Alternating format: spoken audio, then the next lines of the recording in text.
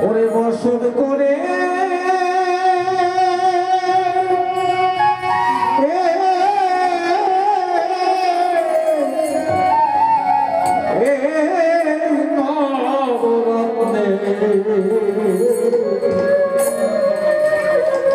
নবরত্নের ঘরে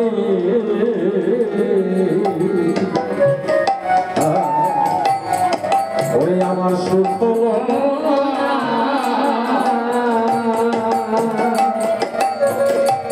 ওরে বড় সুখ করে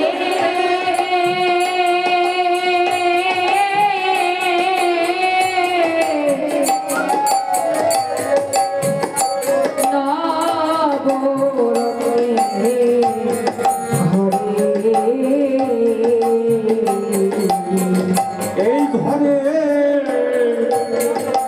ঘরে কাল কামিনী অনেকদিন না জানি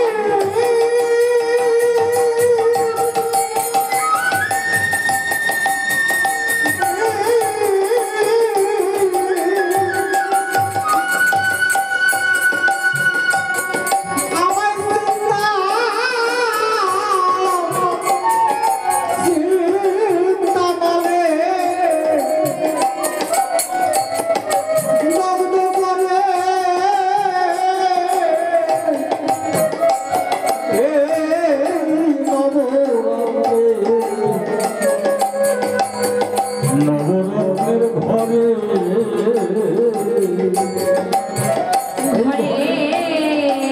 কাল কামিনী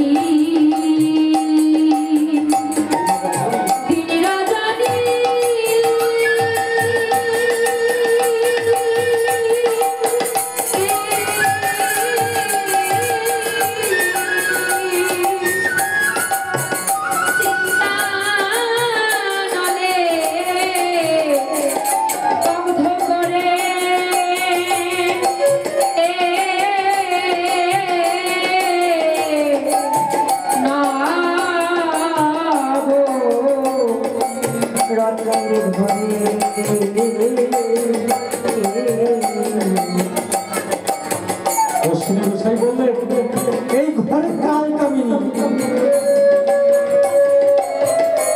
এই ঘরে কাল কামিনী দিন রজনী চিন্তা বলে দগ্ধ করে কারণ বাস্তবে দেখুন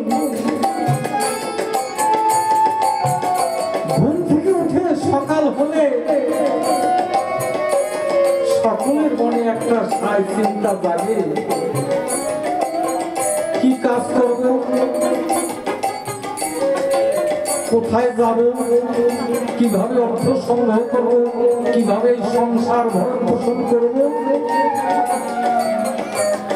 এ গেল এক চিন্তা কি করি আমার এই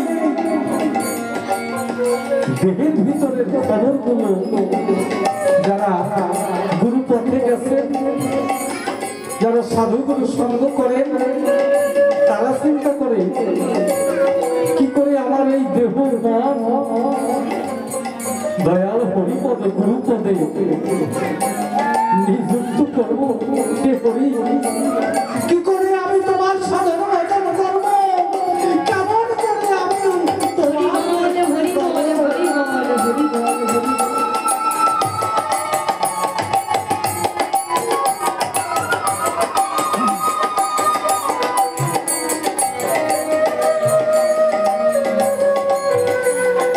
আমার যারা মহাজন তারা চিন্তা করে জীবের দাঁড়ে দাঁড়িয়ে গিয়ে কোন জীব কিভাবে কি চিন্তা করে এই জগৎ সংসারে সংসার করে তাদের উত্তর কি আমার হরি ধ্যান হরি জ্ঞান তারা সেই সান্নিধ্য পেয়েছে এই চিন্তা করে এক একজনের ভিতরে এক এক চিন্তা জাগে যে যেমন সে পায় তেমন ঘরে কাল কামিনী দিন রজনী চিন্তা মনে বদ্ধ করে। চিন্তা কার কেমন, এই সংসারে যে সংসার করে, যে যেভাবে তার সংসার চালায়, যে যেভাবে তার দেহ মন প্রাণ পরিচালনা করে, সে সেরকম চিন্তা ভাবনা করে। আর ঘরে কার কামিনী হয় কখন, যদি আমি ভালো পথ ছেড়ে দিয়ে খারাপ পথে ধাবিত হই, তবে সেই কাল এসে আমাকে গ্রাস করে।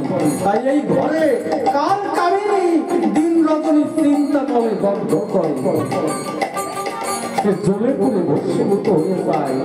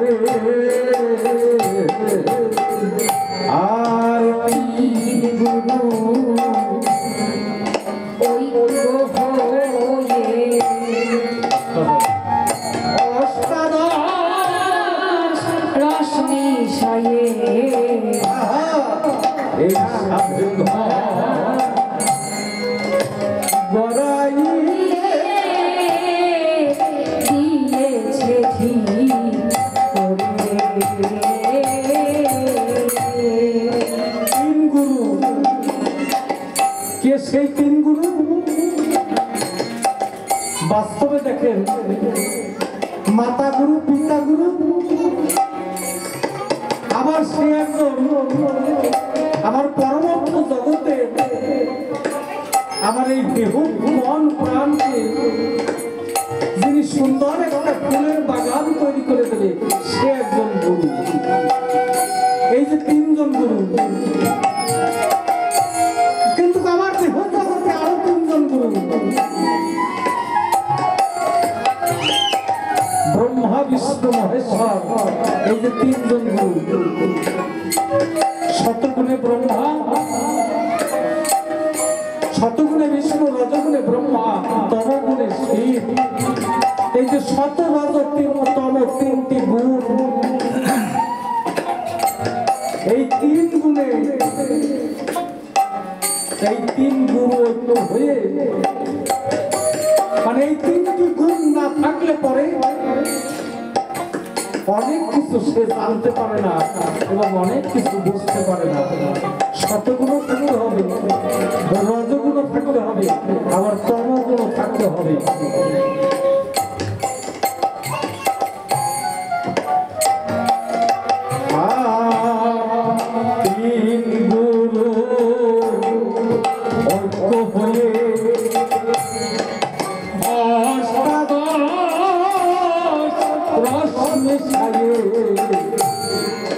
এই সাধের ঘর গড়াইলে দিয়েছে তোরে,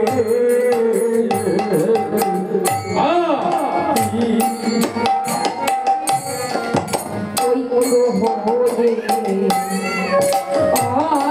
অষ্টাদশ রশ্মি সায়ে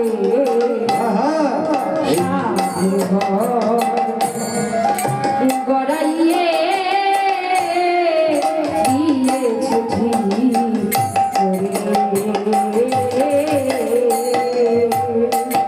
অষ্টাদশ মানে 18। এই 18টা গুণের মধ্যে আমার মায়ের দেওয়া 4টা আর বাবার দেওয়া 4টা হলো 8টা। তো মায়ের দেওয়া 4টা কি? নখ, ত্বক, লোম, এই দন্ত মায়ের। আর বাবার দেওয়া কি? অস্থি মজ্জা রক্ত মাংসের চাইতে দেওয়া হচ্ছে বাবা। তাই আমার অশ্বিনী গোসাই বলছে মাতৃধনের যত্ন যত, যদি পিতৃধনের তা কিছু হতো তাহলেই হয়ে যেত, থাকতো না বিচার।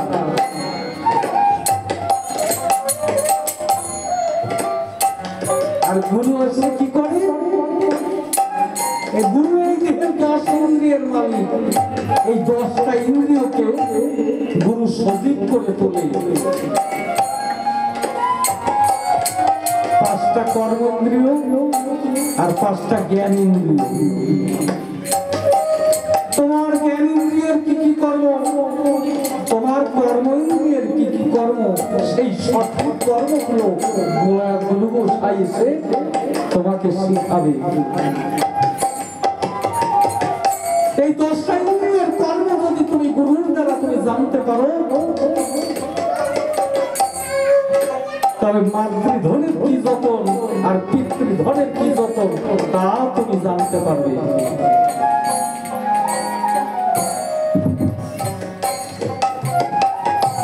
এই সাধের ধাম গড়াইয়ে দিয়েছে ঠিক করে তিন গুরু ঐক্য হয়ে অষ্টাদশ রস মিশায়ে এই সাধের ধাম গড়াইয়ে দিয়েছে ঠিক করে। আরে দুই খুঁটির পর কেন সারা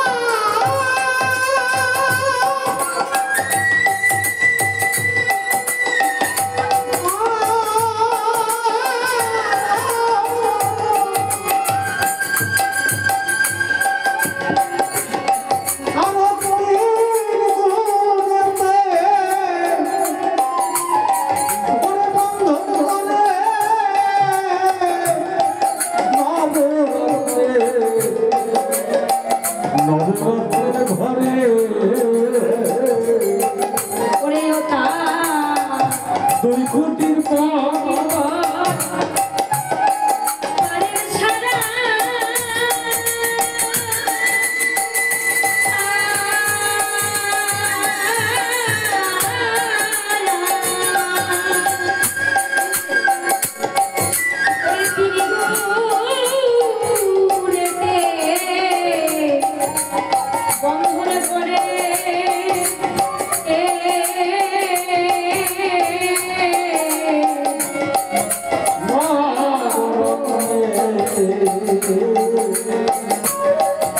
নবরত্নের ঘরে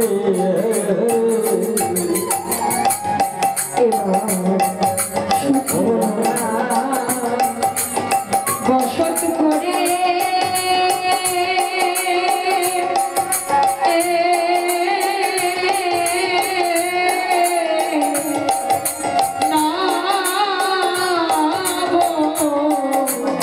রত্নের ঘরে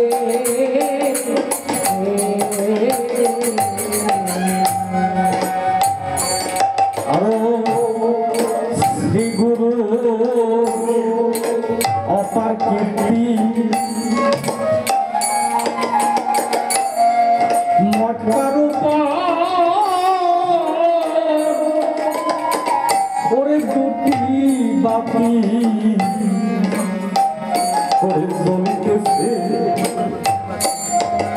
দিবারাতি জগতালো করে শ্রী গুরু অপার কীর্তি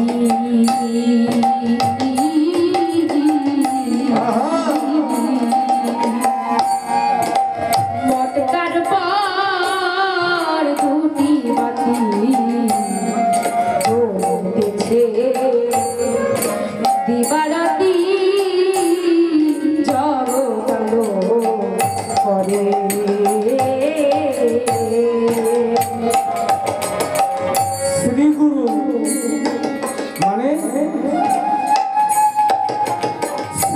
হচ্ছে সুন্দর,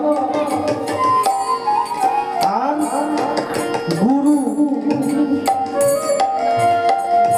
গু মানে চিত্ত গুহা, রু মানে রবির উভয় হলে আধার আর থাকে না।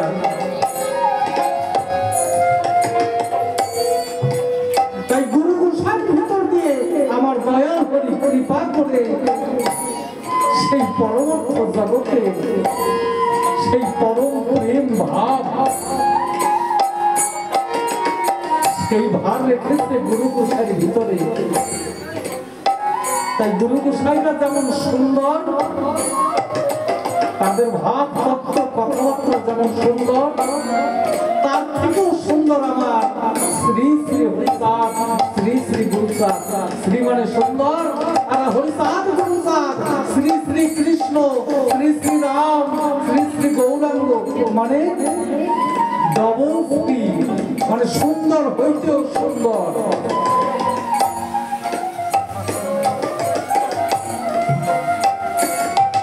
তাই কি বলছে, শ্রী গুরুর অপার কীর্তি। এই দেহটা গড়াতে দেখেন মটকার উপর দুটি বাতি জ্বলিতেছে দিবারাতি, জগৎ আলো করে। ও বাবা মায়েরা একটু বলেন তো, মটকার উপর দুটি বাতি কি? আবার সেই বাতি দিবারাতি চলে, জগৎ আলো করে।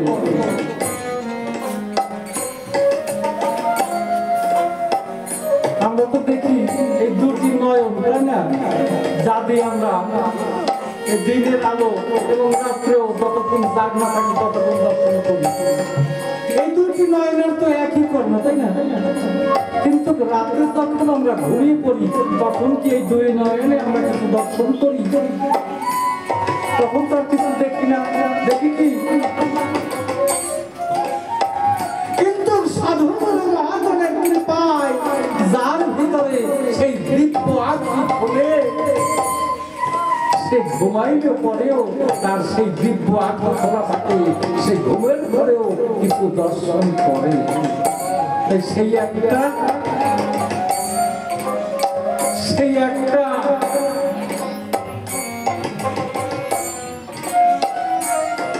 আর মহাজনরা ব্যাখ্যা করে বলেছে এই দুইটা নয়ন একই যখন কর্ম, এই দুইটাকে বলেছে একটা।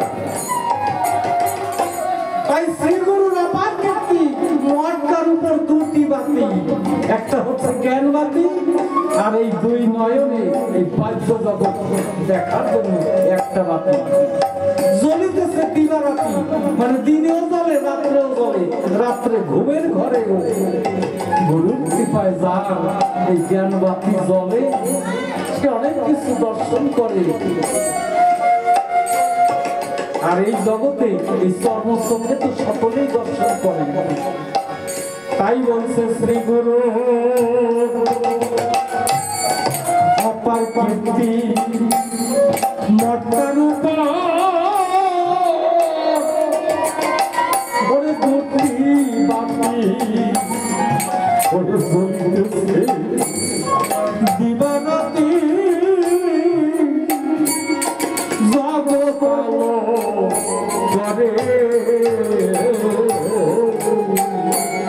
শ্রী গুরু অপার কীর্তি, মটকার পর দুটি বাতি জ্বলিতেছে দিবারাতি, জগৎ আলো করে।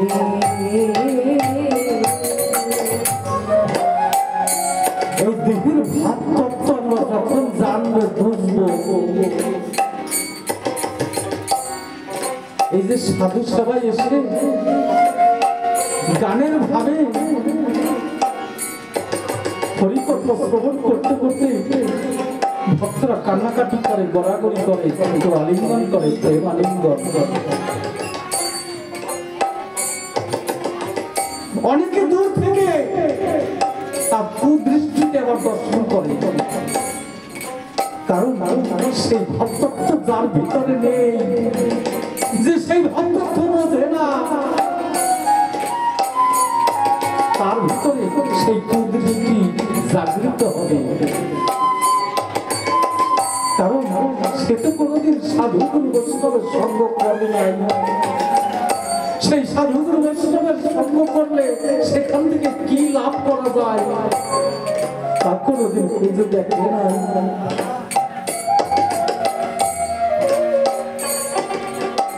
আমরা সকলে এই জগতে এসেছি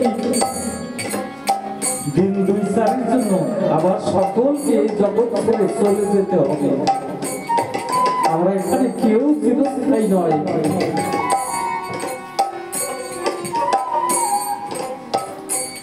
সাড়ে 24 চন্দ্র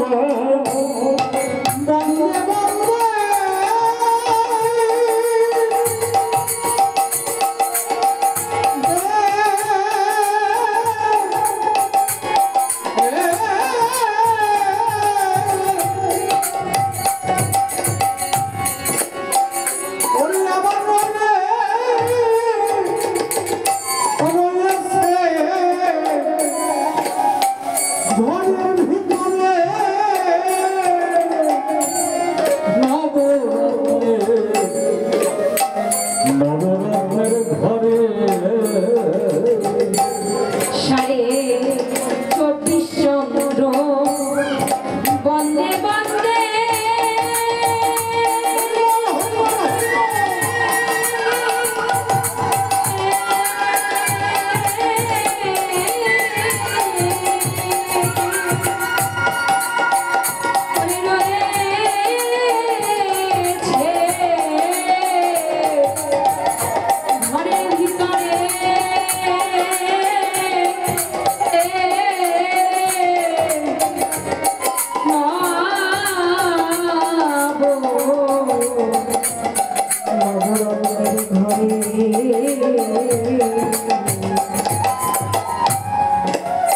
গান কীর্তন শুনলে কি হয়, সাধু সরাই গেলে কি হয়?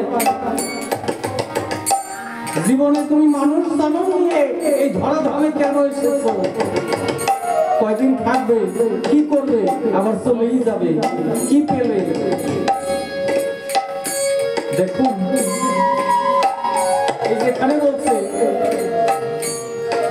24.5 চন্দ্র বন্দে বন্দে রয়েছে ঘরের ভিতরে।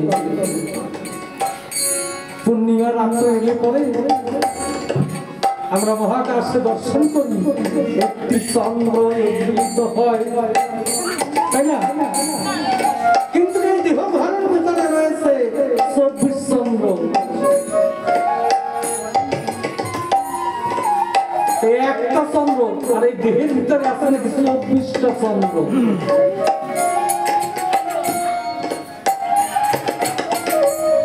দেহের ভিতরে যে চন্দ্রগুলো আছে সেই চন্দ্রগুলো কি কেউ আনমানা হয়ে অন্যদিকে থাকবে না। জয় হরি বল। জীবনে হয়তো এক একজন অনেক কিছু করবে, অনেক জায়গায় যাবে, কিন্তু এই যে সাধুগুরু মহাজনের বাজারে এসে যে কথাগুলো পাওয়া যাবে তা যদি অন্তরে গেঁথে রাখতে পারে কেউ, তার চলার পথে বন্ধু হয়ে তাকে সাহারা দেবে আমার দয়াল হরি। হরি বল, হরি বল, হরি বল।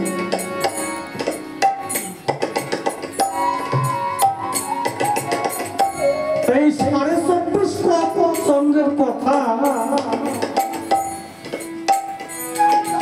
সাধুগুরু মহাজনেরা বলেছে। এই যে 18 মোকাম তত্ত্ব আর এই যে 24.5 চন্দ্রের কথা, এই সমস্ত কথা যেই লোকে জানে নরলোক তুচ্ছ তারে দেবলোকে মানে। এই কথাগুলো যদি বাবা জেনে রাখা যায়, এই কথাগুলো যদি মনে রেখে নিজের ভিতরে খুঁজে পাওয়া যায়, আচ্ছা ধরুন আপনি একটা জমি চাষ করবেন, হয়তো ধান লাগাবেন কিংবা যে কোনো ফসল করবেন। আচ্ছা সেই মানুষটা যদি ওই জমিটা কিভাবে চাষ করতে হয় তা যদি না জানে তাহলে কি করবে?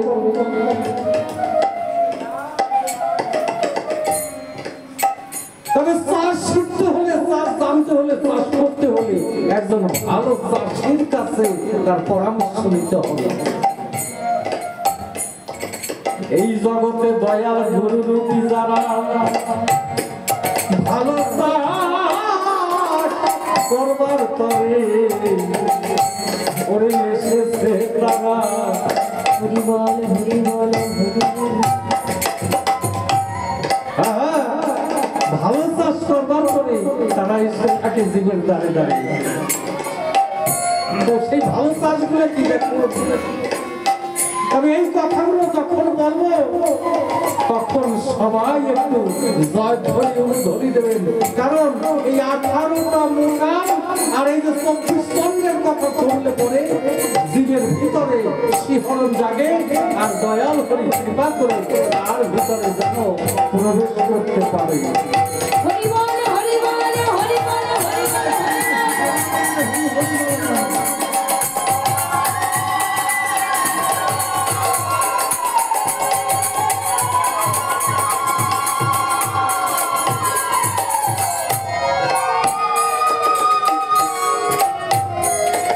হরিবল হরিবল 24.5 চন্দ্রের কথা বলছে, তাই না? মহাজনে বলছে এই দেহের ভিতরে আছে 24টা চন্দ্র। সেই 24টা চন্দ্র কি? এই যে নখ চন্দ্র, এই নখ বলছে নখ চন্দ্র। সারি হাতে পায় কয়টা নখ আছে? 20টা। আচ্ছা আর লাগে কয়টা? আরো 4টে না? এই যে নয়ন চন্দ্র 2টা। আর লাগে কয়টা? হ্যাঁ আরো 2টা লাগে না? মুখ চন্দ্র আরো একটা লাগে। লিঙ্গে মহাদেব বসে লয় চন্দ্রকলা। এই 24 হয়ে গেল না? আচ্ছা অর্ধচন্দ্র পাবো কোথায়? সাধু মহাজনেরা ব্যাখ্যা করে বলেছে স্বামী স্ত্রী মিলনেতে অর্ধচন্দ্র সেটা পাওয়া যায় এই 24.5 চন্দ্রের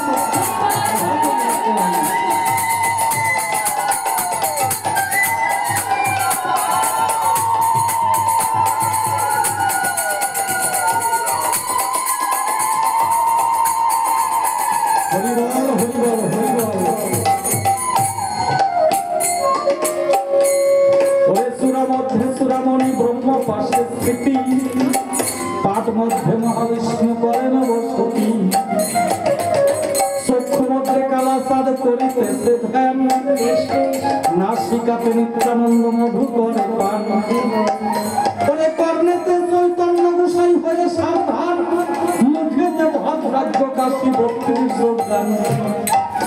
জিহ্বার মধ্যে বসিয়া জিহ্বায় নারদমণি বাবায় কন্দল, আমার জিহ্বায় সরস্বতী, বাহুতে বলরাম,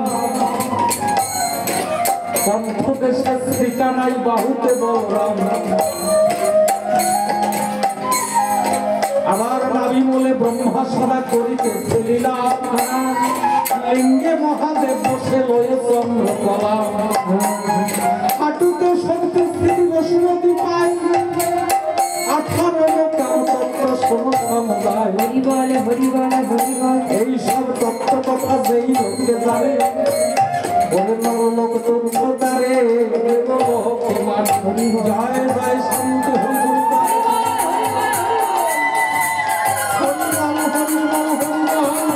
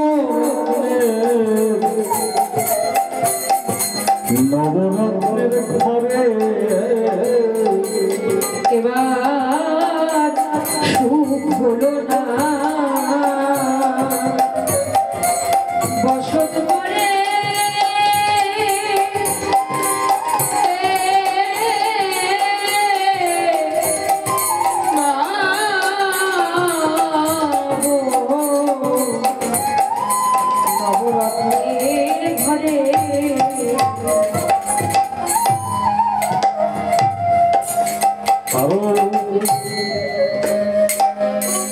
আগুন বেগম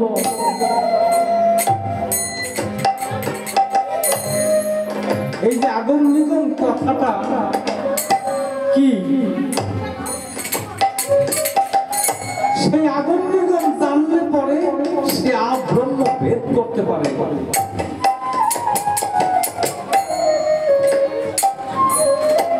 মানুষ দেখবে কেউ ঠাকুর ঘরে পূজা করতে যায়, আবার কেউ একাকি এক এক জায়গায় বসে থাকে, নানান কথাবার্তা ভাবনা চিন্তা করতে করতে তার মাঝে ডুবে যায়। যেমন আমার গুরু চাঁদ ঠাকুর একদিন তারক গোসাইকে নিয়ে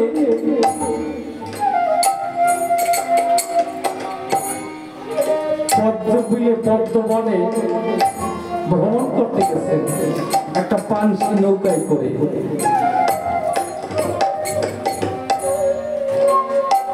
তারক গোসাই গেছেন গুরু চাঁদ ঠাকুরের কাছে, তার বাড়ির অবস্থা একেবারে ভালো না, মানে খুব গরিব। তাই গুরু চাঁদ ঠাকুরের কাছে গেছিল কিছু জানবার জন্য, কিছু পাবার জন্য, কিন্তু গুরু চাঁদ ঠাকুর তাকে নিয়ে ও তারা চলো একটু ঘুরে আসে। তারক জানে আমার বাড়িতে এক মিষ্টি চাল কি রান্না করে খাবে, কিন্তু আমাকে গুরু চাঁদ ঠাকুর কোথায় নিয়ে যাচ্ছে, আমার বাড়ির কি উপায় হবে। যখন সেই পানসি নৌকায় করে সেই পদ্মবনে ভ্রমণ করছে, বিলের মধ্যে পদ্ম, তখন গুরু চাঁদ ঠাকুর তো বসে আছে, আর তারও ওই পানসি নৌকায় বসে বাড়ির কথা চিন্তা করছে। আরে আমি বাড়িতে যে সকলকে রেখে এসেছি, এক মুষ্টি চাল নেই, কোনো তরি তরকারি নেই, কি দিয়ে তারা সংসার ভরণ পোষণ করবে, সেই চিন্তায় তারা চলে পড়ে মরছে। তাই অন্তর্যামী গুরু চাঁদ তারক বলছে, তুমি আছো কোথায় আর গেছো কোথায়?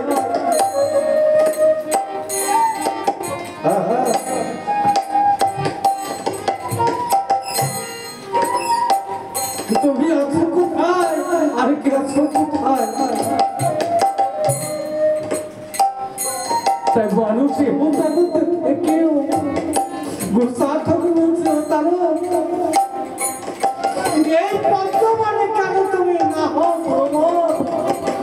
গোবরের পোকা হয়ে তল্লাশ তোমার? আহা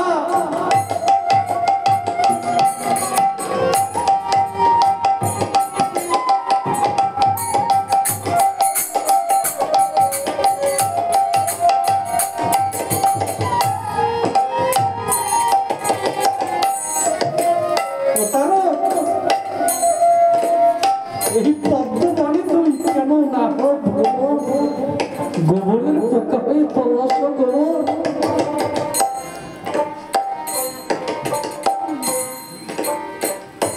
কারণ এই জগতে আমরা যার জন্য এসেছি, যে প্রতিশ্রুতিবদ্ধ হয়ে আমরা এই জগতে এসেছি, সেই প্রতিশ্রুতির কথা আমরা সকলে ভুলে গেছি। যখন আমরা ছিলাম মাতৃ গর্ভে, ঊর্ধ্বপদ হেট মুন্ডে আমার দয়াল হরি তপস্যা করতাম আর সাধনা করতাম,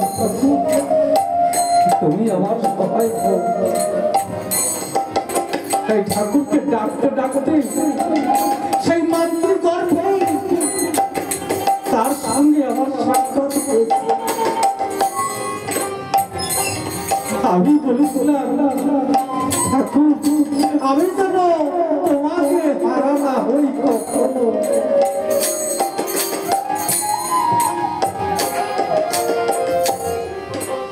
ঠাকুর আমাকে বলেছিল শোনাজি তুমি কিন্তু এখানে চিরস্থায়ী নয়,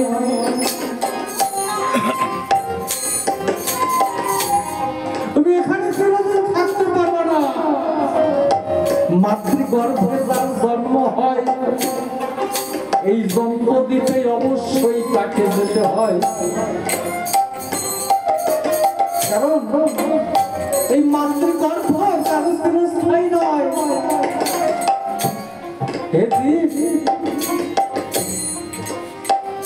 10 মাস 10 দিন পরে তোমার এই মাতৃগর্ভ প্রস্তুত হবে,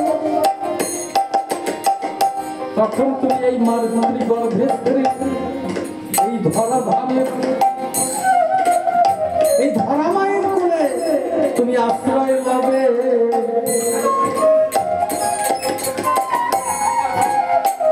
আমি বলেছিলাম হে প্রভু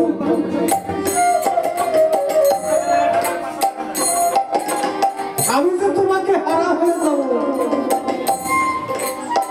তখন সে আমাকে কথা দিয়েছিল, বলছে না রে আমি গুরু রূপে তোর দ্বারে যাব। তাই তো সেই দয়াল হরি গুরু রূপে আমাদের দাঁড়িয়ে এসে এই পরমাত্মার জগতে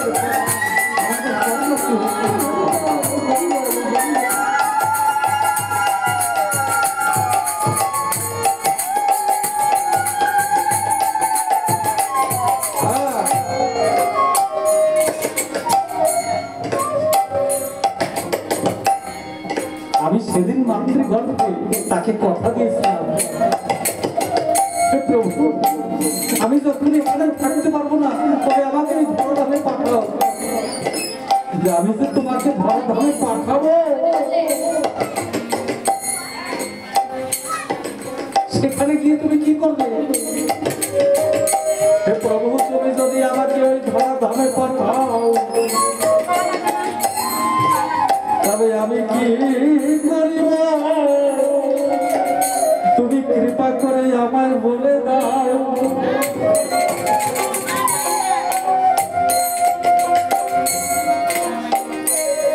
শোনো তুমি তো এই ধরাধামে যখন যাবে তখন সাধুগুরু বৈষ্ণবে দর্শন পাবে, তাদের কর্ম দেখে তুমি সব শিখে লবে।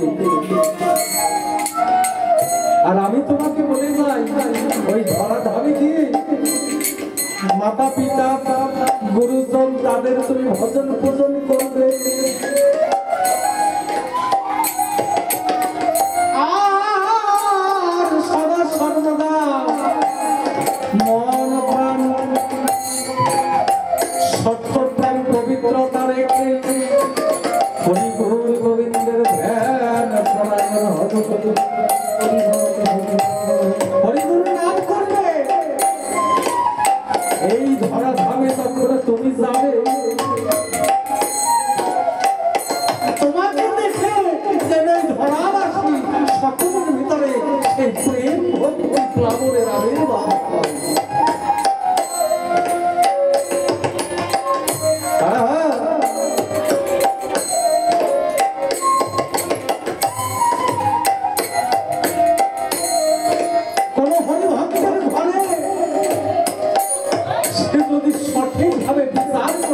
একটা সন্তানকে তাদের ঘরে আনতে পারে,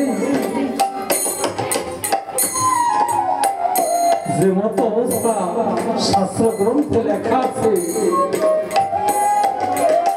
সেইভাবে যদি একটা সন্তানকে এই ধরাধামে তারা আনতে পারে তাহলে সাধু বৈষ্ণবের কৃপায় আমার স্ত্রী হলে কৃপায় যে সন্তানটি তাদের ঘরে আসে তার দ্বারা 14 পুরুষ উদ্ধার হয়ে যায়। এই কথাটি বলছে শাস্ত্র মাঝে, কিন্তু সেই কর্মের ভিতর দিয়ে কর্মের যদি ভালো হয়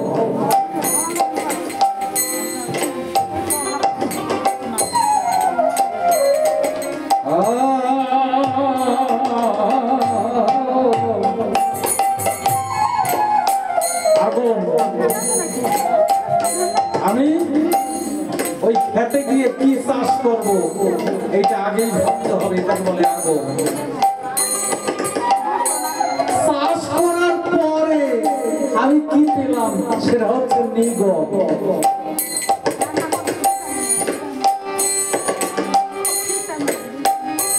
এই আগম আর নিগম এর মাঝখানে একটা মধ্যাকর্ষণ আছে। যেমন ওই চন্দ্রে যেতে হলে পরে রকেট যেমন চন্দ্রে যায়, এই নিচের দিকে ধাবিত একটা জায়গা আর মাঝখানে উপরে ধাবিত একটা জায়গা, মাঝখানে একটা মধ্যাকর্ষণ বলে একটা বস্তু আছে। ওই জায়গাটা পার হতে পারে না। ওই জায়গাটা পার হতে গেলে কি করে, ওই জায়গায় যাইয়ে একটা বোমা বাস করে। বোমা যখন বাস করে ওই জায়গার গ্যাস পদার্থ যদি যা কিছু সব ফাঁকা হয়ে যায়, ওই ফাঁকা দিয়ে সেই মহাকাশে চলে যায়।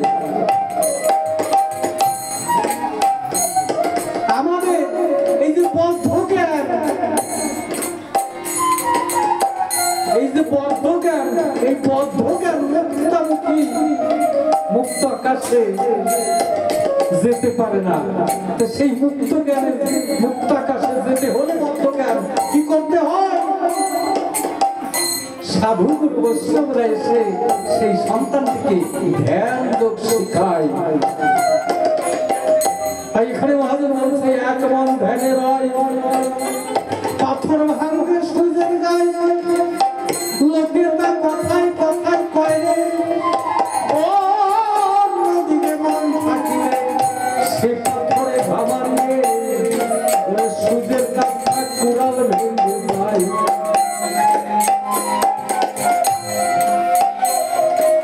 এক মন ধ্যানে যদি কেউ কিছু করতে পারে, সে ওই মধ্যাকর্ষণ ভেদ করে মহাকাশে যেতে পারে।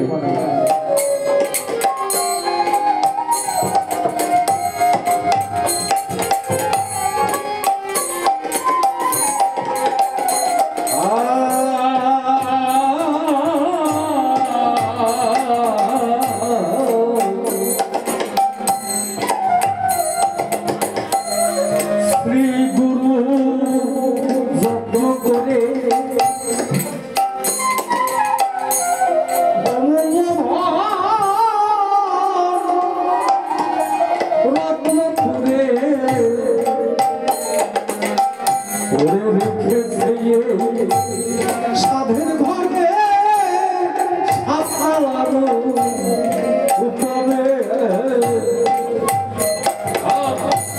শ্রীগুরু যত্ন করে অমূল্য ধন রত্ন করে রেখেছে সাধের ঘরে সাততলা উপরে। অমূল্য ধন কি? যে ধনের মূল্য দেওয়া যায় না সে হচ্ছে অমূল্য ধন। আমার অশ্বিনী গোসাই বলছে কি, যে রক্ষা করে পিতৃধন সেই সে ভবে বাবার বেটা বিচক্ষণ।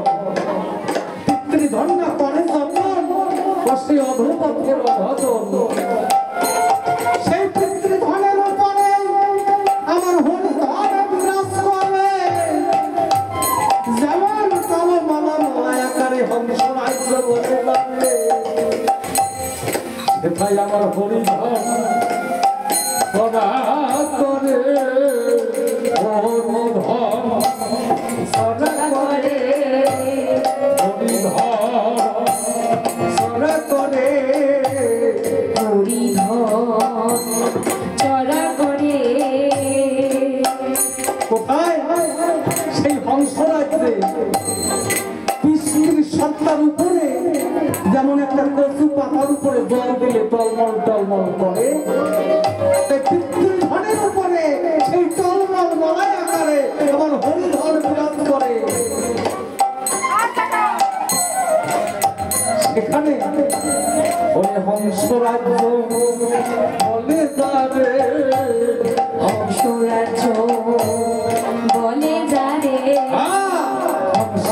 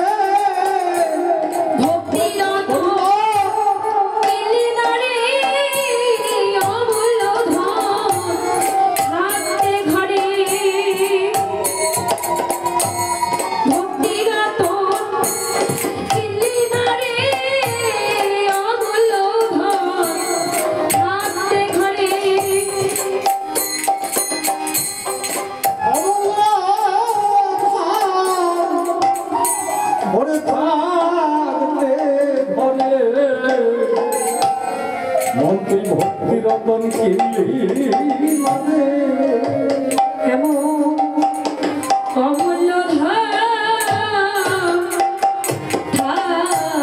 ঘরে তুই ভক্তি রতন তুই ভক্তি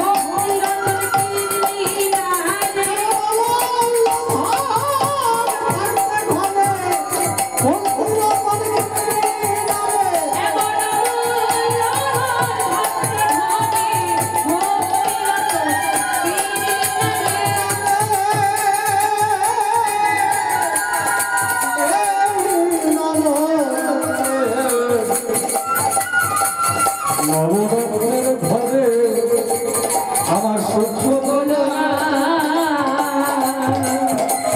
বসত করে